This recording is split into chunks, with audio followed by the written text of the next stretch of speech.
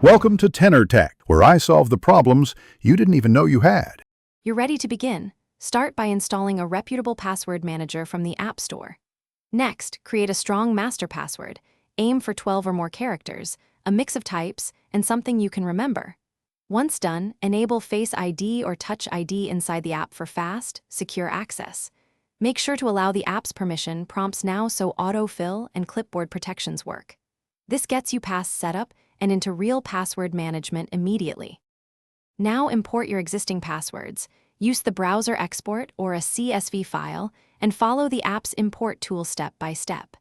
As you import, create folders or tags for categories like work, personal, and finances so you can find logins quickly. Make sure to run the built-in password generator on weak or reused entries and replace old passwords. Once done, enable two-factor storage or note fields for recovery codes so your accounts stay accessible and safer over time. Finish by enabling auto-fill on your iPhone. Settings Passwords auto-fill passwords and select your password manager. Then test by opening an app or website and letting the manager fill credentials. Make sure cloud backup and your recovery methods are active so you won't lose access.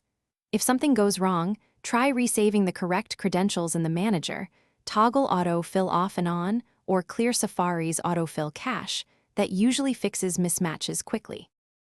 Thanks for watching. Subscribe to keep your life in tune.